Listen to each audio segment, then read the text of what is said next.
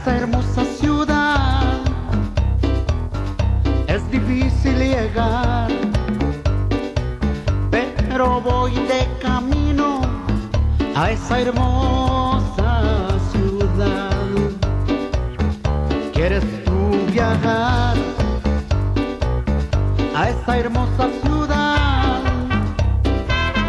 Tienes que invitar ese amigo Jesús si tú quieres disfrutar. Vamos de camino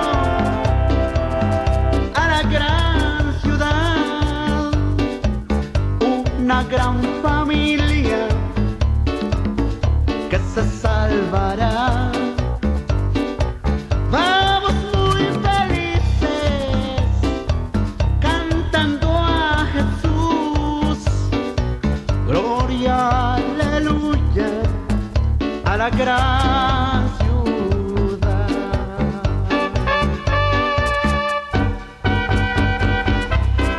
Vamos, hermano,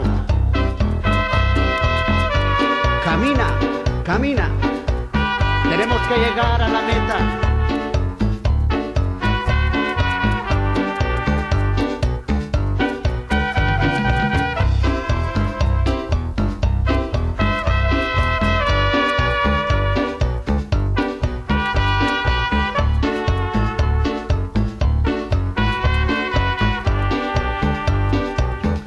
Si le invitas a él, todo saldrá bien. La tempestad se calmará y la paz